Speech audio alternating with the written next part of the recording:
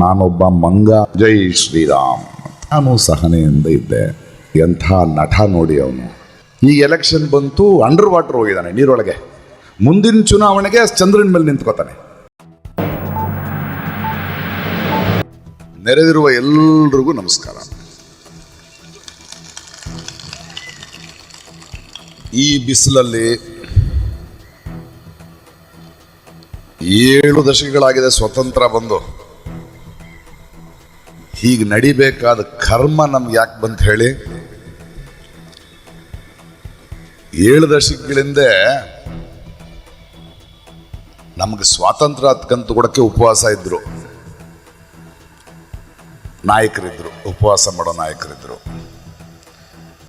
ಈಗ ದೇವಸ್ಥಾನದ ಉದ್ಘಾಟನೆಗೆ ಉಪವಾಸ ಮಾಡೋ ನಾಯಕರಿದ್ದಾರೆ.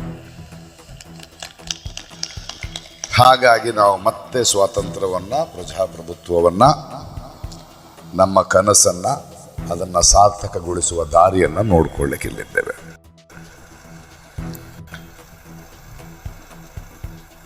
ನಾನು ಮೊನ್ನೆ ಇವರ ಧರ್ಮಾಂಧತೆ ಹೇಗಿದೆ ಅನ್ನೋದಕ್ಕೆ, ನಮಗೆ ಧರ್ಮದ ಬಗ್ಗೆ ಏನೋ ಸಮಸ್ಯೆ ಅಲ್ರಿ. ಅವರವರ ಭಾವಕ್ಕೆ, ಅವರವರ ಭಕ್ತಿಗೆ ಧರ್ಮ ಆಚರಿಸ್ಕೋಬಹುದು. ನಾನು ಮೈಸೂರಿನಲ್ಲಿದ್ದೆ, ಹೈದರಾಬಾದ್ ಹೊರಟೆ. ನೋಡಿ ಮೂರ್ಖರು ಹೇಗಿದ್ದಾರೆ ಅಂತ. ಲಾಸ್ಟ್ ಒಂದು ರೋಗ ಮುಂಚೆ ನಾನು ಕೂತಿದ್ದೀನಿ, ಹಿಂದೆ ಒಬ್ಬ ಕೂತ. ಅವನಿಗೆ ಹಿಂದೆ ಇನ್ನೊಬ್ಬರು ವಯಸ್ಸಾದವರು ಪಕ್ಕದಲ್ಲಿ ವೀಲ್ ಚೇರ್ನಲ್ಲಿ ಬಂದಿದ್ರು. ಅಮ್ಮ ಮುಂದೆ ಕೂತ್ಕೊಳ್ತೀರಾ ಅಂತ ಕೇಳ್ತಾ ಇದ್ದೆ. ಮುಗೀತು, ಫ್ಲೈಟ್ ಹೊರಡಬೇಕು. ದಿಢೀರಂತ ಅವನ ಫೋನಿಂದ ಒಂದು ಸೌಂಡ್ ಬರ್ತಾ ಇದೆ, ಜೈ ಶ್ರೀರಾಮ್. ಸರಿ ಇರಲಿ, ಅವನ ಭಾವ, ಅವನ ಭಕ್ತಿ ಇರಲಿ, ಏನೋ ಒಂದು ಫೋನ್ನಲ್ಲಿ ಇಟ್ಕೊಂಡಿರ್ಬೇಕು ರಿಂಗ್ ಟೋನ್. ಇನ್ನೊಂದು 3-4 ಸಲ ಜೈ ಶ್ರೀರಾಮ್ ಇರಲಿ, ಪರವಾಗಿಲ್ಲ, ಅವನ ಭಕ್ತಿ. ನಮಗೇನು ಇರಿಟೇಟ್ ಆಗಲ್ವಲ್ಲ ಅದರಲ್ಲಿ. ಫ್ಲೈಟ್ ಟೇಕ್ ಆಫ್ ಆಯಿತು. ಟೇಕ್ ಆಫ್ ಆದಮೇಲೆ ಸಿಗ್ನಲ್ ಇರಬೇಕಾಗಿಲ್ವಲ್ಲ. ಮತ್ತೆ 2 ಸಲ ಜೈ ಶ್ರೀರಾಮ್ ಅಂತ ಅವನ ಫೋನ್. ಓಹೋ, ಸಾಹೇಬರು ನಮ್ಮನ್ನು ಡಿಸ್ಟರ್ಬ್ ಮಾಡಕ್ಕೆ ಮಾಡ್ತಿದ್ದಾರೆ. ನಾನು ಸಹನೆಯಿಂದ ಇದ್ದೆ. ಹೈದರಾಬಾದ್ ಏರ್ಪೋರ್ಟ್ನಲ್ಲಿ ಇಳಿದು ಸ್ವಲ್ಪ ದೂರ ನಡಿಬೇಕು. ಅಲ್ಲೊಂದು ಎಸ್ಕಿಲೇಟರ್ ಅಂತ ಒಂದಿರುತ್ತೆ, ಮೆಟ್ಲು ಇಳಿತಿದ್ರೆ ಹಿಂದ್ಗಡೆ ನಿಂತಿದ್ದ. ಇನ್ನೊಂದು ಸಲ ಹಾಕ್ದ. ಸುಮ್ಮನಿದ್ದೆ. ಅವನಿಗೆ ತಡ್ಕೊಳಕ್ಕಾಗಲಿಲ್ಲ. ನಾನು ರಿಯಾಕ್ಟ್ ಮಾಡಲಿಲ್ವಲ್ಲ. ನಾನು ರಿಯಾಕ್ಟ್ ಮಾಡೋದು ತಾನೇ ಪ್ರಾಬ್ಲಮ್. ರಿಯಾಕ್ಟ್ ಮಾಡಿಲ್ಲ. ಅವನಿಗೆ ತಡ್ಕೊಳಕ್ಕಾಗದೆ, ಯಾಕೆ ಸರ್ ಡಿಸ್ಟರ್ಬ್ ಆಗಲಿಲ್ವಾ ಅಂದ. ನಾನು ತಿರುಗಿ ಅವನು ಒಂದೇ ಒಂದು ಮಾತು ಹೇಳಿದೆ, ನೋಡಪ್ಪ, ನಿನ್ನ ಧರ್ಮ, ನಿನ್ನ ಶ್ರದ್ಧೆ, ನೀನು ಜೈ ಶ್ರೀರಾಮ್ ಅಂತಾದರೂ ಹಾಕೋ, ನಾನೊಬ್ಬ ಮಂಗ ಅಂತಾದರೂ ಹಾಕೋ, ನನಗೇನು ಸಮಸ್ಯೆ ಇಲ್ಲ. ಆದರೆ ನನ್ನನ್ನು ಕಿರಿಕಿರಿ ಮಾಡಲಿಕ್ಕೆ ಹಾಕ್ದೆ ಅಂತಿದೆಯಲ್ಲ, ಇದರಲ್ಲಿ ನಿನ್ನ ಶ್ರದ್ಧೆ ಇಲ್ಲ, ನಿಮ್ಮ ಸಮಸ್ಯೆ ಅಷ್ಟೇ, ನನಗೆ ಬೇರೆ ಏನಿಲ್ಲ. ಅಂಧ ಭಕ್ತರು ಹಿಂದೂಗಳಲ್ಲ, ಮುಸ್ಲಿಮರಾದರೂ ಕ್ರೈಸ್ತರಾದರೂ ಯಾವುದೇ ಧರ್ಮಕ್ಕೆ ಸೇರಿದ ಧರ್ಮದವನ್ನು ನಂಬುವರ ಬಗ್ಗೆ ನನಗೆ ಸಮಸ್ಯೆ ಇಲ್ಲ. ಎಲ್ಲ ಧರ್ಮಗಳಲ್ಲಿರುವ ಅಂಧಭಕ್ತರ ಬಗ್ಗೆ ನನಗೆ ಸಮಸ್ಯೆ ಇರೋದು. ಯಾಕೆಂದರೆ ನಾನು ನಿರಂತರವಾದ ವಿರೋಧ ಪಕ್ಷ. ನಾನು ಒಬ್ಬ ಕಲಾವಿದ. ನಾನು, ನೀವು ಯಾವ ಪಾರ್ಟಿನಿ ಅಂತಾರೆ, ನಾನು ಯಾವ ಪಾರ್ಟಿ ಇಲ್ಲ ಸರ್, ಜನರ ಪಕ್ಷ ನಾನು ಅಂತೀನಿ. ಕಲಾವಿದನಾಗಿ ಮಾತನಾಡಬೇಕಾಗಿರುವುದು ನನ್ನ ಜವಾಬ್ದಾರಿ. ಯಾಕೆಂದ್ರೆ ನಾನು ಈ ಎತ್ತರಕ್ಕೆ ಅಥವಾ ಈ ಥರದ ವೇದಿಕೆ ನನಗೆ ಸಿಕ್ಕಿರುವುದು ನನ್ನ ಪ್ರತಿಭೆಯಿಂದಲ್ಲ, ಎಲ್ಲ ಧರ್ಮದ, ಎಲ್ಲ ಭಾಷೆಯ ಸಹೃದಯ ಪ್ರೀತಿಯಿಂದ ನನಗೆ ಸಿಕ್ಕಿದೆ ಅಲ್ವೇ. ನನಗೆ ಆ ಅಹಂಕಾರ ಇಲ್ಲ. ನನ್ನಂತ ಬಹಳ ದೊಡ್ಡ ದೊಡ್ಡ ನಟರುಗಳಿದ್ದಾರೆ, ಯಾರಿಗೂ ಸಿಗದೆ ನನಗೆ ಯಾಕೆ ಸಿಕ್ತು? ನನ್ನನ್ನು ಪ್ರೀತಿಸುವ, ನನ್ನನ್ನು ಇಷ್ಟಪಡುವ ಎಲ್ಲರೂ ಎಲ್ಲಕ್ಕೂ ಸೇರಿದವರವರು. ಸೊ ನಾನು ಎಲ್ಲರನ್ನ ಸಮಾನವಾಗಿ ಕಾಣಬೇಕು ಮತ್ತು ಒಂದು ಸಮಸ್ಯೆ ಆದಾಗ ಬಂದು ನಿಲ್ಲಬೇಕು. ಅಲ್ಲ, ನೀವು ಯಾವ್ದಾದ್ರು ಒಂದು ಪಕ್ಷ ಸೇರಿದ್ರೆ, BJPನೋ ಕಾಂಗ್ರೆಸ್ಸೋ ಸೇರಿದ್ರು ಎಲ್ಲೋ ಇರ್ತಿದ್ರಿ. ಯಾಕಿರ್ಬೇಕ್ರಿ? ಯಾಕಿರ್ಬೇಕು? ನಾನೇನು ಬಡವ ಅಲ್ಲ, ಜನರ ಶ್ರೀಮಂತಿಕೆ ನನ್ನ ಹತ್ರ ಇದೆ. ಕಳ್ಕೊಳ್ಳೋ ಅಷ್ಟು ಶ್ರೀಮಂತ, ನಿಮ್ಮ ಹಾಗೆ ಸೇರ್ಸಿಡೋ ಅಷ್ಟು ಭಿಕ್ಷುಕ ಅಲ್ಲ ನಾನು.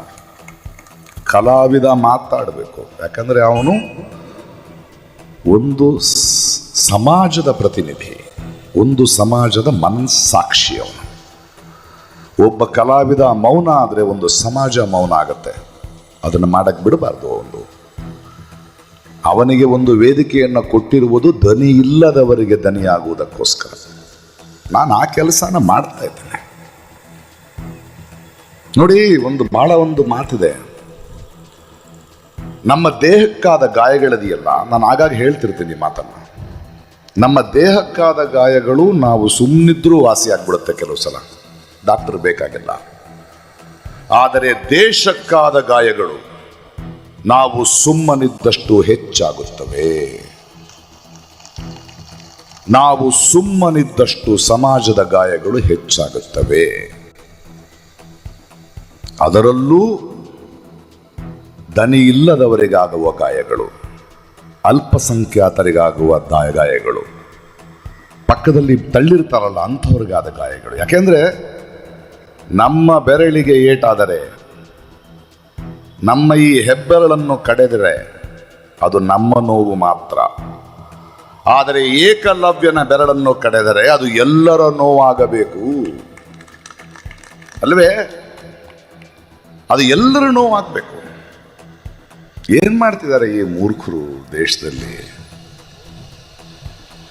ನೋಡಿ, ಎಂಥ ಒಬ್ಬ ನಾಯಕ ಇದ್ದಾನೆ ನಮಗೆ, ಎಂಥ ನಟ ನೋಡಿ. ಅವನು ಹೆಂಗೆ ಮಂಗ ಮಾಡ್ತಾ ಇದ್ದಾರೆ ನೋಡಿ ಈ ದೇಶ. ನೋಡ್ತಾ ಕೂತ್ಕೊಳ್ಳೋಣ ಬೇಡ್ರಿ ನಾವು. 2019ರಲ್ಲಿ ಗುಹೆ ಸೇರ್ಕೊಂಡ ಕ್ಯಾಮ್ರಾಮನ್ ಜೊತೆ ಫೋಟೋ. ಈ ಎಲೆಕ್ಷನ್ ಬಂತು, ಅಂಡರ್ ವಾಟರ್ ಹೋಗಿದ್ದಾನೆ, ನೀರೊಳಗೆ ಕ್ಯಾಮ್ರಾ ಹಿಡ್ಕೊಂಡು. ಅಲ್ಲ, ಏನು ದೇಶದ 20ನೇ ಶತಮಾನದ ನಾಯಕನೇನ್ರಿ ಆ ಮನುಷ್ಯ? ಎಷ್ಟು ನಂಬಿಕೆ ಅಲ್ಲ ನೋಡಿ. ನಾನು ಹೇಳಿದೆ, ಇನ್ನೊಂದು ಸ್ವಲ್ಪ ಕೆಳಗೆ ಹೋಗಿದ್ರೆ ನಮ್ಮ ದೇಶದ ಸಮಸ್ಯೆಗಳಾದರೂ ಸಿಕ್ತಿತ್ತು, ಸ್ವಲ್ಪ ನೋಡ್ಬೋದಿತ್ತಲ್ಲಪ್ಪ ಅಂದ್ರೆ. ಅಲ್ಲಿ ತನಕ ತಗೊಂಡೋಗಿ ಆಯ್ತು ಈ ದೇಶವನ್ನು. ಮುಂದಿನ ಚುನಾವಣೆಗೆ ಚಂದ್ರನ ಮೇಲೆ ನಿಂತ್ಕೋತಾನೆ. ನಾನು ಯಾರೋ ಕೇಳಿದ್ರು, ಸರ್ ಈಗ ಇಲ್ಲ ರಾಜ್ಕುಮಾರು, MGR, NTR ಥರ ಸಿನಿಮಾ ನಟರು ರಾಜಕಾರಣಕ್ಕೆ ಬಂದರೆ ಹೇಗಿರುತ್ತೆ ಅಂದರು. ಅದಕ್ಕೆ ಚಾನ್ಸೇ ಕೊಟ್ಟಿಲ್ಲ, ಅವನೇ ದೊಡ್ಡ ನಟ ಆಗ್ಬಿಟ್ನಲ್ಲ. ದಿನಕ್ಕೆ 5 ಕಾಸ್ಟ್ಯೂಮ್ ಯಾರು ಚೇಂಜ್ ಮಾಡ್ತಾರೆ ಅಂದ್ರೆ ಯಾರಪ್ಪನ ದುಡ್ಡು? Camera department. ಮೊನ್ನೆ ಒಂದು 11 ದಿನ ಉಪವಾಸ ಮಾಡಿ ನಡ್ಕೊಂಡು ಓಡಾಡಿದ್ದಾನೆ. ಅಂದ್ರೆ ಒಂದು ದೇಶ ಒಬ್ಬ ಪ್ರಧಾನಿ ಇಲ್ಲದೆ 11 ದಿನ ನಡೀತು ಅಂತ ಅರ್ಥ. ಸಬ್ಕೆ ಸಾಥ್ ಸಬ್ಕೆ ವಿಕಾಸ್, ಬಾಯೋ ಬೇನೋ, ಆಜ್ ರಾತ್ 12 ಬಜೆ ಸೆ ಕರ್ಕಶವಾದ ಲೌಡ್ ಸ್ಪೀಕರ್ ನಿಜವಾಗ್ಲೂ. ಆಮೇಲೆ ಏನೋ ಒಂದೇ ಭಾರತ್ ಎಕ್ಸ್ಪ್ರೆಸ್ಗಳನ್ನ ಮಾಡಿದ್ರು. ಸ್ಟೇಷನ್ ಮಾಸ್ಟರ್ ಕೂಡ ಅಷ್ಟು ಟ್ರೈನ್ಗಳಿಗೆ ಬಾವುಟ ತೋರಿಸಿಲ್ರಿ ಈ ದೇಶದಲ್ಲಿ. ಒಬ್ಬ ಸ್ಟೇಷನ್ ಮಾಸ್ಟರ್ ತೋರಿಸಿರಕ್ಕೆ ಸಾಧ್ಯ ಇಲ್ಲ. ಮಣಿಪುರ ಹೊತ್ತುರಿತಿದೆ. ಯಾವುದೋ ಒಂದು ಇದರಿಂದ ಬಂದ ಮನುಷ್ಯ, ಯಾವುದೋ ಆಫ್ರಿಕಾಗೆಲ್ಲೋ ಹೋಗಿ ಬಂದು ಒಂದು ಟ್ವೀಟ್ ಮಾಡ್ದ ಮನುಷ್ಯ. ಆ ಮನುಷ್ಯ ನನ್ನ ಕೇಳಿಸ್ಕೊಳ್ತಿದ್ದಾರೆ ಅಂತ ನನಗೆ ಗೊತ್ತಿತ್ತು. ಯಾಕಂದ್ರೆ ನಾನು ಅವನಿಗೆ ಟ್ವೀಟಿಗೆ ವಾಪಸ್ ಉತ್ತರ ಕೊಟ್ಟ ತಕ್ಷಣ ಅವನ ಟ್ವೀಟನ್ನ ಡಿಲೀಟ್ ಮಾಡ್ದ ಮನುಷ್ಯ. ಅವನೆಂಥ ಟ್ವೀಟ್ ಮಾಡ್ದ ಅಂದರೆ, ನಾನು ಅಲಹಾಬಾದ್ನಲ್ಲಿ 5 ವಂದೇ ಭಾರತ್ ಎಕ್ಸ್ಪ್ರೆಸ್ಸನ್ನು ಇನಾಗ್ರೇಟ್ ಮಾಡ್ತಿದ್ದೀನಿ ಅಂದ. ಅದರಲ್ಲಿ ಒಂದಾದರೂ ಮಣಿಪುರಕ್ಕಿದೆಯಪ್ಪ ಅಂತ ಕೇಳಿದೆ, ಡಿಲೀಟ್ ಮಾಡಿಬಿಟ್ಟ. ಅಂದರೆ ನಿರಂತರವಾಗಿ ಪ್ರಶ್ನಿಸಿದರೆ ಕೇಳಿಸ್ಕೊಳ್ತಾರೆ. ಈಗ ನಾವು ಪ್ರಶ್ನೆ ಮಾಡಬೇಕಾಗಿದೆ. ಭಾರತೀಯ ಜನತಾ ಪಾರ್ಟಿ ಮತ್ತು RSSನಂಥ ಕಿಡ್ನ್ಯಾಪಿಂಗ್ ಟೀಮ್ ಈ ದೇಶದಲ್ಲಿ ಇಲ್ಲ. ಭಗತ್ ಸಿಂಗ್ನ ಕಿಡ್ನ್ಯಾಪ್ ಮಾಡಿದ್ದಾರೆ. ಭಗತ್ ಸಿಂಗ್ ಇದ್ರೆ ಎದ್ದು ಎದೆ ಓದಿದ್ರು ಇವರು. ಪಟೇಲ್ರನ್ನು ಕಿಡ್ನ್ಯಾಪ್ ಮಾಡಿ ಪ್ರತಿಮೆ ಮಾಡಿ ಇಟ್ಬಿಟ್ಟಿದ್ದಾರೆ. ಬರಹ ಪರಿಹಾರಕ್ಕೆ ದುಡ್ಡು ಕೊಡೋಕ್ಕೆ 100 ಕೋಟಿ ಇರಲ್ಲ, 3,000 ಕೋಟಿಗೆ ಪ್ರತಿಮೆ. ಈಗ ಕೋಟಿ ಚೆನ್ನೈಯನ್ನು ಕಿಡ್ನ್ಯಾಪ್ ಮಾಡಕ್ಕೆ ಬಂದರು, ರಾಮ ಲಕ್ಷ್ಮಣ ಅನ್ಕೊಂಡು. ಬುದ್ಧಿ ಕಲಿಸಿದರೆ ಒಳ್ಳೇದು. ಅವರವ್ರ ಭಾಷೆಯಲ್ಲಿ ಅವ್ರ ಜೊತೆ ಹಾಗೆ ಮಾತಾಡ್ಬೋದು. ಮಾತೆತ್ತಿದ್ರೆ ಮಸೀದಿ, ರಾಮ ಮಂದಿರ, ಹಿಂದೂ, ಮುಸ್ಲಿಮು. ನೋಡಿ, ಒಂದು ಕಾಲದಲ್ಲಿ ದಂಡೆತ್ತು ಬಂದರು ರೀ, ಮುಸ್ಲಿಂ ರಾಜರು ಬಂದರು, ಹಿಂದೂ ರಾಜರು ಬಂದರು. ಆಗಿನ ಕಾಲದಲ್ಲಿ ದುಡ್ಡಿಗೆ, ಆಸೆಗೆ ಅವ್ರು ಮಾಡಿದ ಬಲಾತ್ಕಾರಗಳೆಲ್ಲ, ಅವರು ಕೆಡವಿದ ದೇವಾಲಯಗಳು, ಮಸೀದಿಗಳು ಇಲ್ಲ, ಒಪ್ಕೊಳ್ಳೋಣ. 20ನೇ ಶತಮಾನದಲ್ಲಿ ಭಾರತ ದೇಶದಲ್ಲಿ ಎಲ್ಲೆಲ್ಲೋ ಅಲ್ಲಲ್ಲಿ ಒಂದು ಮಸೀದಿನ ಅಗದ್ರೆ ಒಂದು ಮಂದಿರ ಸಿಗ್ಬೋದಪ್ಪ. ಅದನ್ನ ಅಗದ್ರೆ ಕೆಳಗೊಬ್ಬ ಬುದ್ಧ ಸಿಗ್ಬೋದಲ್ವಾ? ಎಷ್ಟಾಗೀತಾ ಹೋಗ್ತಿರ್ರಿ. ಒಂದು ಅದ್ಭುತವಾದ, ಸುಂದರವಾದ, ಅಭಿವೃದ್ಧಿ ಹೊಂದಿರುವ ನಗರವನ್ನು ನೀವು ಅಗದ್ರೆ ಕೆಳಗೆ ಹರಪ್ಪ, ಮೊಹಂಜದಾರೋ ಸಿಗಬಹುದು.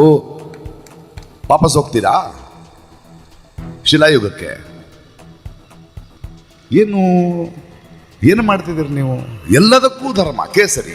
ಹಂಗಾದ್ರೆ ಹಸಿರು ಇಷ್ಟ ಇಲ್ವಾ? ತರಕಾರಿ ತಿನ್ನೋದು ನಿಲ್ಲಿಸ್ಬಿಡಿ ನೋಡೋಣ, ಸೊಪ್ಪು ತಿನ್ನೋದು ನಿಲ್ಲಿಸ್ಬಿಡಿ ನೋಡೋಣ.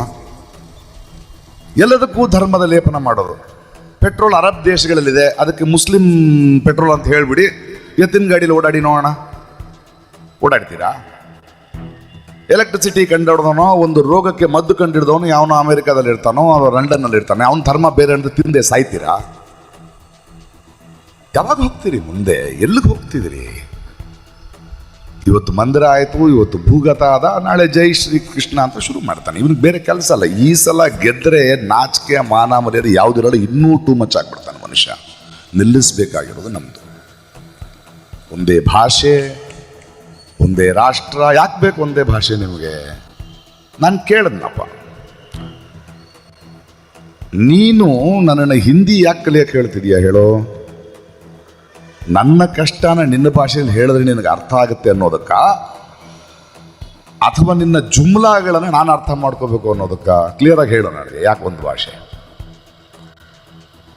ನೀನು ನನ್ನನ್ನು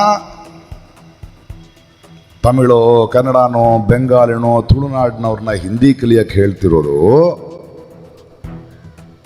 ಇನ್ನೊಂದು ಭಾಷೆ ನನಗೆ ಕಲಿಯಕ್ಕಲ್ಲ. ನಿನಗೆ ಹಿಂದಿ ಮಾತ್ರ ಗೊತ್ತು, ಅದಕ್ಕೆ ನಿನ್ನ ಸಮಸ್ಯೆ ಅದು. ನಿನಗೆ ಹಿಂದಿ ಮಾತ್ರ ಗೊತ್ತು, ನನಗೆ ಹಿಂದಿನೂ ಗೊತ್ತು. ಆದ್ದರಿಂದ ನಿನ್ನದೆಲ್ಲ ನಡೆಯಲ್ಲ ನನ್ನ ಹತ್ರ. ಇವ್ರು ನೋಡಿ, ಇವರು ಹಿಂದೂ ರಾಷ್ಟ್ರ ಮಾಡ್ಲಿಕ್ಕೆ ಹೊರಟಿದ್ದಾರೆ. ಹಿಂದೂ ರಾಷ್ಟ್ರ ಮಾಡಲಿಕ್ಕೆ ಇವರು ಮಂಗಗಳು ತಿರುಗ್ತಾ ಇದ್ದಾರೆ. ಹಿಂದೂ ರಾಷ್ಟ್ರ ಆದಮೇಲೆ ಅದು ಹಿಂದೂ ರಾಷ್ಟ್ರ ಆಗಿ ಮಾತ್ರ ಉಳಿಯಲ್ಲ. ಹಿಂದೂ ರಾಷ್ಟ್ರ ಆದಮೇಲೆ ಮತ್ತೆ ಬ್ರಾಹ್ಮಣರು, ಕ್ಷತ್ರಿಯರು, ಇವರು ಹರಿಜನರು ಶುರು ಮಾಡ್ಕೊಳ್ತಾರೆ. ಅಷ್ಟೇ ಇವ್ರ ಕತೆ. ಇವರಿಗೆ ಬೇಕಾಗಿರೋದು ಅದು.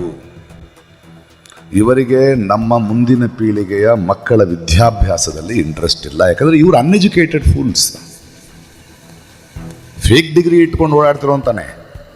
ಅವನಿಗೆ ಹೆಂಗೆ ಅರ್ಥ ಆಗಬೇಕು ವಿದ್ಯೆಯ ಮಹತ್ವವನ್ನು? ಬಡವರ ಹಸುವೆ ಹೆಂಗೆ ಅರ್ಥ ಆಗಬೇಕು? ನಮ್ಮ ಸರ್ಕಾರಿ ದುಡ್ಡಲ್ಲಿ ತಾನೆ ಓಡಾಡ್ತಿರೋದು. ಅವ್ನು ಮಶ್ರೂಮ್ ತಿನ್ನೋದು ನಮ್ಮ ದುಡ್ಡಿನಲ್ಲಿ, ದಿನಕ್ಕೆ 5 ಕಾಸ್ಟ್ಯೂಮ್ ಚೇಂಜ್ ಮಾಡೋದು ನಮ್ಮ ದುಡ್ಡಿನಲ್ಲಿ, ಪ್ರಪಂಚ ಸುತ್ತೋದು ನಮ್ಮ ದುಡ್ಡಿನಲ್ಲಿ. ಆರಾಮಿದಾನ ಮನುಷ್ಯ. ನಾವು ಪ್ರಶ್ನಿಸಬೇಕಾಗಿದೆ, ಈ ಸಮಸ್ಯೆಗಳನ್ನು ಎತ್ತಿ ಎತ್ತಿ ಕೇಳಬೇಕಾಗಿದೆ. ಈಗ ಸುಮ್ಮನೆ ಇನ್ನೂ ಮಾತಾಡಿಕೊಂಡು ಕೂತ್ಕೊಂಡು ಅಭ್ಯಾಸ ಇಲ್ಲ. ಅವ್ರು ಏನು ಮಾಡ್ತಾರೆ ಅಂದರೆ, ನಾವು ಒಂದು ನರೇಟಿವನ್ನು, ನಾವು ಒಂದು ಈ ಸಮಸ್ಯೆಯನ್ನು ಹೀಗೆ ನೋಡಬೇಕು ಅಂದರೆ ಅದನ್ನು ಚೇಂಜ್ ಮಾಡ್ತಾ ಇರ್ತಾರೆ. ನೋಡಿ, ಇತ್ತೀಚೆಗೆ ಪಾರ್ಲಿಮೆಂಟ್ ಮೇಲೆ ದಾಳಿ ಮಾಡಿದ್ರು ಒಂದು 4-5 ಜನ ಯುವತಿ ಒಂದು 6 ಜನ. ಅವರು ತೆಗೆದುಕೊಂಡ ನಿರ್ಧಾರ ತಪ್ಪು, ಒಪ್ಕೊಳ್ಳೋಣ. ಆದರೆ ಇವರ ನರೇಟಿವ್ ಹೇಗಿರುತ್ತೆ ನೋಡಿ. ಒಂದು ಮಾಧ್ಯಮ ಇದೆ ನಮ್ಮ ದೇಶದಲ್ಲಿ, ಎಲ್ಲ ಮಾರ್ಕೊಂಡ್ಬಿಟ್ಟಿರೋ ಮಾಧ್ಯಮ. ಅವರು ಹೊರಗಡೆ ಒಂದು ಯೆಲ್ಲೋ ಕಲರ್ ಇಟ್ಕೊಂಡು ಇದು ಎಲ್ಲಿಂದ ಬಂದಿರಬಹುದು, ಈ ಬಾಂಬನ್ನು ಹೇಗೆ ಯೂಸ್ ಮಾಡೋದು ಅಂತ ನಮ್ಮನ್ನು ದಾರಿ ತಪ್ಪಿಸ್ತಾರೆ. ಒಂದು ವಿರೋಧ ಪಕ್ಷ ಇದೆ ನಮ್ಮ ದೇಶದಲ್ಲಿ, ಅದು BJPಯ ಸಂಸದ ಕೊಟ್ಟಿದ್ದಾನೆ, ಹಾಗಾದರೆ ಇನ್ನು ಪಾರ್ಲಿಮೆಂಟ್ಗೆ ಸೆಕ್ಯೂರಿಟಿ ಎಲ್ಲಿ ಅಂತ ಅವರು ಒಂದು ಕಡೆ ನರೇಟಿವ್ ತಗೊಂಡು ಹೋಗ್ತಾರೆ ಚರ್ಚೆಗೆ. ಆಡಳಿತ ಪಕ್ಷ ಇದೆಯಲ್ಲ, ಅವರಲ್ಲಿ ಒಬ್ಬ ಯುವಕ ತೃಣಮೂಲ್ ಒಬ್ಬ MP ಪಕ್ಕದಲ್ಲಿ ಫೋಟೋ ತೆಗೆಸ್ಕೊಂಡಿದ್ದ ಅಂತ. ಆದರೆ ನಾವು ಒಂದು ನರೇಟಿವ್ನ ಫಿಕ್ಸ್ ಮಾಡಬೇಕಾಗಿದೆ. ಯಾಕೆ ಹಾಗೆ ಮಾಡಿದ್ರು ಯುವಕರು? ನಿರುದ್ಯೋಗದ ಸಮಸ್ಯೆ ಕಡಿತು. ಏನು ಹೇಳ್ತಾ ಇದ್ದಾರೆ ಯುವಕರು? ಕೆಲಸ ಇಲ್ಲ ಅಂತ ಹೇಳ್ತಿದ್ದಾರೆ. ಮಣಿಪುರದಲ್ಲಿ ಬಲಾತ್ಕಾರದಿಯನ್ನು ನಿಲ್ಲಿಸಿ ಅಂತ ಹೇಳ್ತಾ ಇದ್ದಾರೆ. ಮಣಿಪುರ್ಗೆ ಬರದೆ ಪ್ರೈಮ್ ಮಿನಿಸ್ಟರ್ ಕಾಣೆಯಾಗಿದ್ದಾರೆ ಅಂತ ಪೋಸ್ಟರ್ ಹಿಡಿತಾ ಇದ್ದಾರೆ. ಆ ಸಮಸ್ಯೆಗಳಿಂದಾಗಿ ಅವರು ಈ ಥರ ಆಗಿದ್ದಾರೆ ಅನ್ನೋದ್ರ ನರೇಟಿವನ್ನು ಯಾರಾದರೂ ಡಿಸ್ಕಸ್ ಮಾಡ್ತಿದ್ದಾರೆ ಈ ದೇಶದಲ್ಲಿ? ನಾವು ಆ ಪ್ರಶ್ನೆಯನ್ನು ಮಾಡಬೇಕಾಗಿದೆ. ಜನರಲ್ಲಿ ಹೇಳಬೇಕು. ಇವತ್ತು ನಾನು ಬಾಲ್ಯದಲ್ಲಿ ಮಂಗಳೂರಿಗೆ ಬಂದಾಗ ನನಗೆ ಹೀಗಾಗುತ್ತೆ ಮಂಗಳೂರು, ನನ್ನ ತುಳುನಾಡು ಅಂತ ನನಗೆ ಗೊತ್ತಿರಲಿಲ್ಲ. ಎಷ್ಟು ಸುಂದರವಾಗಿತ್ತು ನಾನು 40 ವರ್ಷದಿಂದ ಬರುವಾಗ. ಇವತ್ತೇನಾಗಿದೆ ನನ್ನ ದಕ್ಷಿಣ ಈ ತುಳುನಾಡಿಗೆ? ಎಷ್ಟು ಜನ ಯುವಕರು ಜೈಲಿನಲ್ಲಿ ಕುಳಿತಿದ್ದಾರೆ? ಯಾರಿಗೋಸ್ಕರ ಕುಳಿತಾ ಇದ್ದಾರೆ? ಇಬ್ಬರ ಮಧ್ಯ ಜಗಳ ತಗೊಂಡು ಒಬ್ಬನು ಸಾಯ್ತಾನೆ, ಒಬ್ಬನು ಜೈಲಿನಲ್ಲಿ ಇರ್ತಾನೆ. ಆದರೆ ಈ ಗಲಾಟೆಯನ್ನು ಮಾಡಿಸುವ ಒಬ್ಬ MLA MPಯ ಮಕ್ಕಳು ಜೈಲಿನಲ್ಲಿರೋದು ನೋಡಿದ್ದೀರಾ ನೀವು? ಈ ಥರದ ಗಲಭೆಗಳಲ್ಲಿ ಒಬ್ಬ MLA, ಒಬ್ಬ MP, ಒಬ್ಬ ನಾಯಕನ ಕಾರು ಜಖಮ್ ಆಗಿರೋದು ನೋಡಿದ್ದೀರಾ ನೀವು? ತಂದಿಟ್ಟು ತಮಾಷೆ ನೋಡೋದು. ಇಷ್ಟು ವರ್ಷಗಳ ಕಾಲ ಇಲ್ಲಿದ್ದಾರೆ, ಜನಪ್ರತಿನಿಧಿಗಳಾಗಿದ್ದಾರೆ. ಮಂಗಳೂರಿನಲ್ಲಿ ಎಷ್ಟು ಜನ ಯುವಕರು ಪ್ರತಿ ವರ್ಷ ಎಷ್ಟು % ಯುವಕರು ಡಿಗ್ರಿ ತಗೊಂಡು ಬರ್ತಿದ್ದಾರೆ, ಎಷ್ಟು ಜನ ವಲಸೆ ಹೋಗ್ತಿದ್ದಾರೆ. ಆ ವಲಸೆಯನ್ನ ನಿಲ್ಲಿಸುವ ಕೆಲಸವನ್ನು ಮಾಡಿದ್ದಾರೆ ಇವರು. ಇರೋ ಕೆಲಸನ ಕಿತ್ಕೊಳ್ಳೋ ಕೆಲಸ ಮಾಡ್ತಿದ್ದಾರೆ ಹೊರತು ಯುವಕರಿಗೆ ಧರ್ಮ ಅನ್ನೋ ಅಭಿಮಿಟ್ಟು ಅವರನ್ನ ಮಂಗ ಮಾಡ್ತಿರೋದನ್ನು ಬಿಟ್ಟರೆ ಏನಾಗ್ತಾ ಇದೆ ನಮ್ಮಲ್ಲಿ? ಒಂದು ಶಾಲೆಯಲ್ಲಿ ಪ್ರತಿಯೊಂದರಲ್ಲೂ ರಾಜಕೀಯ, ಇದರ ಬಗ್ಗೆ ನಾವು ಯೋಚನೆ ಮಾಡಬೇಕಾಗಿದೆ. ಬೆಲೆ ಏರಿಕೆ ಸ್ವಾಮಿ, ಸುಮ್ಮನೆ ಕುಂತ್ಕೊಂಡು ಪೆಟ್ರೋಲ್ ಬೆಲೆ ಜಾಸ್ತಿ ಅಲ್ಲ. ಈ ಮಂಗಂದರಿಗೆ, ಈ ಅಂಧಭಕ್ತರಿಗೆ ಹೇಳ್ಬೇಕು. ಅವನೊಬ್ಬನು ಹೇಳ್ತಾ ಇದ್ದಾನೆ, ಮೋದಿಜಿಯವರು ಹೇಳಿದ್ದಾರೆ 10 ರೂಪಾಯಿ ಪೆಟ್ರೋಲ್ ಜಾಸ್ತಿ ತಾನೆ, ದೇಶಕ್ಕೋಸ್ಕರ 10 ರೂಪಾಯಿ ಖರ್ಚು ಮಾಡ್ತಿದ್ದೀನಿ ಅಂತ. ಅವನು ಹೇಳಿದೆ, ಮಂಗ, ಲೀಟ್ರಿಗೆ 10 ರೂಪಾಯಿ ನಿನ್ನ ಜೇಬಿಂದ ಹೋಯ್ತು. ಅದಾದ್ಮೇಲೆ ನೀನು ದಿನಸಿ ಅಂಗಡಿಗೆ ಹೋದ್ರೆ, ಸರ್ ಪೆಟ್ರೋಲ್ ಜಾಸ್ತಿ ಮಾಡಿದ್ದಾರೆ, ಅಕ್ಕಿ ಬೆಲೆ ಜಾಸ್ತಿ ಅಂತಾನೆ, ಅದನ್ನು ಕೊಡ್ತಾ ಇರೋದು ನೀನೇ ಕಣೋ. ನಿನ್ನ ಮಕ್ಕಳ ಶಾಲೆಗೆ ಹೋದ್ರೆ, ಸರ್ ಪೆಟ್ರೋಲ್ ಬೆಲೆ ಜಾಸ್ತಿ ಆಗಿದೆ, ಟೀಚರ್ಸ್ಗಳಿಗೆ ಸಂಬಳ ಕಮ್ಮಿ ಆಗಿ ಜಾಸ್ತಿ ಮಾಡ್ತಿದ್ವಿ, ಆದರೆ ಟೀಚಿಂಗ್ ಸ್ಕೂಲ್ ಜಾಸ್ತಿ ಆಗಿದೆ ಸರ್ ಅಂತ ಅದ್ರ ಬೆಲೆ ಕೊಡ್ತಿರೋದು ನೀನೇ ಕಣೋ. 10 ರೂಪಾಯಿ ಜಾಸ್ತಿ ಮಾಡಿದ್ರೆ 50 ರೂಪಾಯಿ ಕೊಡ್ತಿದ್ದೀನಿ ಅಂತ ತಲೆಗೆ ಇರ್ತಾ ಇಲ್ಲ ನಿಮಗೆ. ಏನು ಮಾಡಲಿ ನಿಮಗೆ? ದೇಶದಲ್ಲಿ ಯಾರಾದರೂ ರಾಮ ಮಂದಿರವನ್ನು ಒಂದು ದೇವಸ್ಥಾನವನ್ನು ಉದ್ಘಾಟನೆ ಮಾಡಿದ ಕೆಲಸ ಎಲ್ಲರೂ ಮಾಡಿದ್ದಾರೆ ಅಂದರೆ, ಇವರು ಬರೋದಕ್ಕೆ ಮುಂಚೆ ದೇವಸ್ಥಾನಗಳೇ ಇರಲಿಲ್ವಾ ದೇಶದಲ್ಲಿ? ಇರಲಿಲ್ವೇ ದೇಶದಲ್ಲಿ? ಯಾರು ನೋಡ್ಕೊಂಡ್ರು? 3 ಕೋಟಿ ದೇವತೆಗಳಿರುವಂಥ ಭಾರತ ದೇಶ ಇದು. ನೋಡ್ಕೊಳ್ಳಿಲ್ವಾ? ಆರಾಮ್ ತಾನೇ ಇದ್ವಿ. ಯಾರು ಅದು ಇನಾಗರೇಷನ್ ಅನ್ಕಂಪ್ಲೀಟೆಡ್. ಇತ್ತೀಚೆಗೆ ಬಹಳಷ್ಟು ಜನ ನನ್ನ BJP ಮಿತ್ರರಿದ್ದಾರೆ, ಅವ್ರು ನನ್ನ ಹತ್ರ ಗೋಳು ಹೇಳ್ಕೊಳ್ತಾರೆ. ಇಲ್ಲಿ ಎಷ್ಟು ಕೋಟಿ ಕೊಟ್ಟಿದ್ದೀವಿ ರಾಮ ಮಂದಿರಕ್ಕೆ, ಅದು ಎಲ್ಲೋ ಹೋಯ್ತು ನಮಗೆ ಗೊತ್ತಿಲ್ಲ, ಬಟ್ ಹೊರಗಡೆ ಹೇಳೋಕ್ಕಾಗಲ್ಲ ಅಂತ ಹೇಳ್ತಿದ್ದಾರೆ. ಏನು ಮಾಡಿದಿರಿ ಆ ದುಡ್ಡನ್ನು? ರಾಮ ಮಂದಿರ ಕಲ್ಲಿನಲ್ಲಿ ಕಟ್ತಿದಾರಂತೆ, ಕೋಟ್ಯಾಂತರ ಇಟ್ಟಿಗೆ ಏನಾಯ್ತು? ಇಟ್ಟಿಗೆ ಎಲ್ಲಿ ಸ್ವಾಮಿ? ಕೇಳಬಾರ್ದೆ ಪ್ರಶ್ನೆಗಳನ್ನು? ನಾವು ಈ ಪ್ರಶ್ನೆಗಳನ್ನು ಕೇಳಬೇಕಾಗಿದೆ, ಪ್ರತಿಯೊಂದನ್ನು ಕೇಳಬೇಕಾಗಿದೆ ನಾವು. ಮೆಜಾರಿಟಿ ಎಲ್ಲ ಈ ದೇಶದಲ್ಲಿ ನಡೆಯಲ್ಲ. ಪ್ರಕೃತಿಗೆ ಮೆಜಾರಿಟಿ ಸರಿ ಅಲ್ಲ. ಮೆಜಾರಿಟಿನೇ ಆಗಬೇಕಾದ್ರೆ ಕಾಗೆ ರಾಷ್ಟ್ರೀಯ ಪಕ್ಷಿ ಆಗಬೇಕಿತ್ತು, ಹಸು ರಾಷ್ಟ್ರೀಯ ಪ್ರಾಣಿ ಆಗಬೇಕು. ಯಾಕೆ ಹುಲಿ, ಯಾಕೆ ನವಿಲು? ಅದರ ವೈಶಿಷ್ಟ್ಯ ಇದೆ. ಪ್ರಜಾಪ್ರಭುತ್ವ ಅಂದರೆ ಒಂದು ಪಕ್ಷವನ್ನು ಕೆಳಗಿಳಿಸುವ ಅಥವಾ ಇನ್ನೊಂದು ಪಕ್ಷವನ್ನು ಮೇಲೇರಿಸುವ ಕ್ರಿಯೆ ಅಲ್ಲ. ಪ್ರಜಾಪ್ರಭುತ್ವವೆಂದರೆ ಹೊಸ ನಾಯಕನ ಹುಟ್ಟಿಗೆ ಕಾರಣವಾಗಬೇಕಾದ ಒಂದು ವ್ಯವಸ್ಥೆ. ನಾವು ಆ ಪಾರ್ಟಿ ಈ ಪಾರ್ಟಿನ ಕಬಡ್ಡಿ ಮ್ಯಾಚ್ ನೋಡೋದು ನಿಲ್ಲಿಸಬೇಕು. ನಮ್ಮ ಪ್ರತಿನಿಧಿ ಯಾರು, ಅವನು ಆ ಪಕ್ಷದವನು ಈ ಪಕ್ಷದವನಲ್ಲ, ನಮಗೆ ಗೊತ್ತಿರೋನೆ. ಯಾಕಂದರೆ ಈ ಥರದ ಒಂದು ಪ್ರಕ್ರಿಯೆ, ಈ ಥರದ ಆಲೋಚನೆಯನ್ನು ನಾವು ಜನರೊಳಗೆ ತಗೊಳ್ಳೋಕ್ಕಾಗ್ತದೆ. ಯಾಕಂದರೆ ಈ ಭಾರತ ದೇಶದಲ್ಲಿರುವ ಯಾವುದೇ ನಾಯಕನು ನಾಳಿನ ಭರವಸೆ ಅಲ್ಲ. ದೇಶ ಬದಲಾಗಬೇಕಾದ್ರೆ ನಾವು ಬದಲಾಗಬೇಕು. ನಾವು ಬದಲಾಗದಿದ್ದರೆ, ನಾವು ಪ್ರಶ್ನಿಸದಿದ್ದರೆ, ಇಲ್ಲಿಂದ ಅಲ್ಲಿ ಅಲ್ಲಿಂದ ಇಲ್ಲಿ ಕೋತಿಗಳ ಥರ ಜಿಗಿತ ನಮ್ಮನ್ನು ಹಿಂಗೆ ಮಾಡ್ತಾ ಹೋಗ್ತಾರೆ. ಪ್ರಜಾಪ್ರಭುತ್ವದಲ್ಲಿ ಅಧಿಕಾರ ನಡೆಸೋರ್ಗಲ್ಲ, ಆಳ್ವಿಕೆ ನಡೆಸೋರ್ಗಲ್ಲ, ಅವರಿಗೆ ಆಳ್ವಿಕೆ ಕೊಟ್ಟವರು ನಾವು. ಪವರ್ಫುಲ್ ಶಕ್ತಿ ನಮ್ಮಲ್ಲಿದೆ. ಲೋಕಸಭಾ ಚುನಾವಣೆ ಬರ್ತಾ ಇದೆ. ಮನೆಗೆ ಪ್ರತಿಯೊಬ್ಬರಲ್ಲೂ ಅವನನ್ನು ಹಂಗಿಸೋದು, ಅವನನ್ನು ಹೀಯಾಳಿಸೋದು ಮಾಡೋದ್ರಲ್ಲಿ ಅರ್ಥ ಇಲ್ಲ. ಈ ಪ್ರಜ್ಞೆಯನ್ನು ನೀವು ಈ ಬಿಸಿಲಲ್ಲಿ ನಡೆದ್ರಲ್ಲ, ಅದರಲ್ಲಿ ನನಗೆ ಒಂದು ದೊಡ್ಡ ನಂಬಿಕೆ ಇದೆ. ಆ ನಂಬಿಕೆಯನ್ನು ನೀವು ಕೊಟ್ಟಿದ್ರಿ. ಇಲ್ಲಿ ಯುವಕರು ಆ ನಂಬಿಕೆಯನ್ನು ಕೊಡ್ತಿದ್ದಾರೆ. ಯಾಕಂದರೆ ಮುಂದಿನ ಬದುಕು ನಿಮ್ಮದು, ಯುವಕರದ್ದು. ಯಾವ ಕೆಲಸ ಮಾಡಿಲ್ಲ. ಮೊನ್ನೆ ಯಾರೋ ಕೇಳಿದ್ರು, ಸರ್ ಮೋದಿ ಇಲ್ದಿದ್ರೆ ಬೇರೆ ಯಾರು ಅಂತ ಹೇಳಿ. ಸರ್ ಮೋದಿ ಬಿಟ್ಟು ಬೇರೆ ಯಾರಾದರೂ ಓಕೆ ರೀ ಅಂದೆ ನಾನು. ಅವನು ಬಿಟ್ಟು ಬೇರೆ ಯಾರಾದರೂ ಓಕೆ ಸರಿ. ಅವನೇ ಅನ್ನೋದು ಏನು ಮಾಡಿದ್ದಾನೆ, ಏನು ಕಿಸಿದು ಗುಡ್ಡ ಹಾಕಿದ್ದಾನೆ, ನಮ್ಮ ದೇಶವನ್ನು ಅವನತಿಗೆ ತಳ್ಳೋದು ಬಿಟ್ಟರೆ. ಈಗ ಹೇಳ್ತಿದ್ರಲ್ಲ ಅವರು, ನಮ್ಮ ಇವತ್ತಿನ ಹಂಗರ್ ಇಂಡೆಕ್ಸ್ ಏನಾಗಿದೆ, ಅನ್ಎಂಪ್ಲಾಯ್ಮೆಂಟ್ ಏನಾಗಿದೆ, ಕಪ್ಪು ಹಣ ಮಾಯ ಆಗಿದೆಯಾ, ಎಲ್ರಿಗೂ ಉದ್ಯೋಗ ಕೊಟ್ಟಿದ್ದಾನ, ಹೆಂಗಸರು ಸುರಕ್ಷಿತವಾಗಿದ್ದಾರಾ, ಅಲ್ಪಸಂಖ್ಯಾತರು ಸುರಕ್ಷಿತವಾಗಿದ್ದಾರಾ? ಒಂದು ದೇಶದಲ್ಲಿ ಅಲ್ಪಸಂಖ್ಯಾತರನ್ನ ಪ್ರೀತಿಸುವುದು, ಕಾಪಾಡುವುದು, ನೋಡುವುದು ಬಹುಸಂಖ್ಯಾತರ ಹೊಣೆ. ಜವಾಬ್ದಾರಿ ಅದು. ಪ್ರಜಾಪ್ರಭುತ್ವ ಅಂದರೆ ಮೆಜಾರಿಟಿ ಅಲ್ಲ. ಒಂದು ಕಾರ್ನಲ್ಲಿ 8 ಜನ ಹೋಗ್ತಾ ಇದ್ರೆ, 6 ಜನ ಹೋಗ್ತಾ ಇದ್ರೆ, ಒಂದು 4 ಜನ ಸೇರಿಕೊಂಡು ಸ್ವಲ್ಪ ಜೋರಾಗಿ ಮ್ಯೂಸಿಕ್ ಹಾಕೋಣ ಅಂತಾರೆ. ಹಿಂದೆ ಉಳಿದು ಇಬ್ಬರು, ಸರ್ ನಮ್ಮ ತಂದೆಯವ್ರಿಗೆ ಮೈ ಸರಿ ಇಲ್ಲ, ಬೇಡ ಅಂದರೆ ಹಾಗಾದ್ರೆ ಒಂದು ಕೆಲಸ ಮಾಡೋಣ, ವೋಟಿಂಗ್ ಮಾಡೋಣ, 4 ಜನ ಲೌಡ್ ಮ್ಯೂಸಿಕ್ ಅಂದರು, ಹಾಕ್ಬಿಡ್ತೀರಾ? ಸೂಕ್ಷ್ಮತೆ ಇರಬೇಕು ಪ್ರಜಾಪ್ರಭುತ್ವದಲ್ಲಿ. ಮೆಜಾರಿಟಿ ಮೈನಾರಿಟಿನ ನೋಡ್ಕೋಬೇಕು. ಇಲ್ಲಿಂದ ಅಲ್ಲಿಗೆ ಒಂದು ಮೆರವಣಿಗೆ ಹೋಗ್ತಿದ್ದೀವಿ ಅಂದರೆ ಹಿಂದೆ ನಿಧಾನಕ್ಕೆ ಬರ್ತಿದ್ದಾರೆ ಅಂದ್ರೆ ನಾವು ಮುಂದೆ ಹೋಗೋದಲ್ಲ, ಅವರನ್ನೂ ಕರ್ಕೊಂಡು ಹೋದ್ರೇನೆ ಮೆರವಣಿಗೆ. ಎಲ್ಲರೂ ಸೇರಿ ದಡ ಸೇರಿದ್ರೇನೆ ಮೆರವಣಿಗೆ. ಈ ಥರ ನೀವು ಹೋಗ್ತಾ ಇದ್ದೀರಿ, ನನ್ನನ್ನು ಕೇಳ್ತಾರೆ, ನಿಮಗೆ ರಾಜಕಾರಣದ ಆಸೆ ಇಲ್ಲ, ಅಧಿಕಾರದ ಆಸೆ ಇಲ್ಲ, ಚೆನ್ನಾಗಿದ್ದೀರಿ, ಆದರೂ ಯಾಕೆ ಹೋಗ್ತಿದ್ದೀರಿ ಅಂತ. ನಾನು ಹೋಗಬೇಕ್ರಿ. ನನ್ನ ಜನ, ನನ್ನ ಸಮಾಜ, ನನ್ನನ್ನು ಪ್ರೀತಿಸುವ ಸಮಾಜ, ಇದು ಜವಾಬ್ದಾರಿ. ಚೆಗೋವೆರ ಹೇಳದ್ನಂತೆ, ಅವನ ದೇಶದ ಕ್ರಾಂತಿ ಆದ ಮೇಲೆ ಅಯ್ಯೋ ನನ್ನ ಕೆಲಸ ಮುಗೀತು ಅನ್ನಿಸ್ತದೆ, ಇಲ್ಲ ಪ್ರಪಂಚದ ಬೇರೆ ಮೂಲೆಯಲ್ಲಾದರೂ ಅನ್ಯಾಯ ನಡೀತಾರೆ ನಾನು ಅಲ್ಲಿಗೆ ಹೋಗ್ತೀನಿ ಅನ್ನಂತೆ. ನಮಗೆ ಬೇಕಾಗಿರುವ ಆ ಮಾನವೀಯ ತುಡಿತ, ಆ ಮಾನವ ಧರ್ಮ, ನಾವು ಸೌಮ್ಯವಾಗಿ, ಗಟ್ಟಿಯಾಗಿ, ಗಟ್ಟಿದನಿಯಲ್ಲಿ, ನಿರ್ಧಾರದಿಂದ, ದೃಢ ಸಂಕಲ್ಪದಿಂದ, ನಂಬಿಕೆಯನ್ನು ಕಳೆದುಕೊಳ್ಳದೆ ಈ ಪ್ರಶ್ನೆಗಳನ್ನು, ಬಡತನದ, ಹಸಿವಿನ, ಉದ್ಯೋಗದ, ಸಮಾನ ಬದುಕಿನ, ಯಾಕಂದರೆ ಪ್ರಜಾಪ್ರಭುತ್ವ ಅನ್ನೋದು ಪ್ರತಿಯೊಬ್ಬನೂ ನಾವೆಲ್ಲರೂ ಒಂದೇ ಎನ್ನುವ ಭಾವನೆಯಿಂದ ದುಡಿಯುವ ಮತ್ತು ಬದುಕುವ ಸ್ವಾತಂತ್ರ್ಯ ಕೊಡಬೇಕು. ಅದೇ ನಮ್ಮ ಸಂವಿಧಾನ. ಆ ಸಂವಿಧಾನ ಬದಲಾಯಿಸಕ್ಕೆ ಹೊರಟಿದ್ದಾರೆ ಇವರು. ಹಾಗೆಲ್ಲ ಬದಲಾಯಿಸಕ್ಕೆ ಬಿಡಲ್ಲ. ಅದು ನಮ್ಮ ಕನಸು, ಅದು ನಮ್ಮ ಕನಸು. ಹೀಗೇ ಇರಿ, ನಿಮ್ಮ ಜೊತೆ ಎಂದೆಂದೂ ನಾನಿರ್ತೇನೆ. ಅದು ನಾನು ನಿನಗೆ ಮಾಡುವ ಸಹಾಯ ಅಲ್ಲ, ನನ್ನ ಬದುಕಿಗೆ ನಾನು ಅರ್ಥ ಕಂಡುಕೊಳ್ತಾ ಇದ್ದೇನೆ.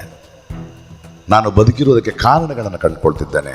ಆ ಕಾರಣಗಳು ನಾನು ನಿಮ್ಮೊಂದಿಗೆ, ನಿಮ್ಮ ನಡುವೆ ನಿಂತು ನಿಮ್ಮ ದನಿಯಾದಾಗ ಮಾತ್ರ ನನ್ನ ಜೀವನ ಸಾರ್ಥಕ. ನನ್ನನ್ನು ಬೆಳೆಸಿದ ಪ್ರೀತಿದ ನಿಮ್ಮೆಲ್ಲರಿಗೂ ನಮಸ್ಕಾರ. ನಿಮ್ಮ ಎಲ್ಲ ಹೋರಾಟದಿಂದ ನಾನು ಇರ್ತೇನೆ. ಬರ್ತೇನೆ. ಸಂಜೆ ಒಳ್ಳೆಯದಾಗಿ.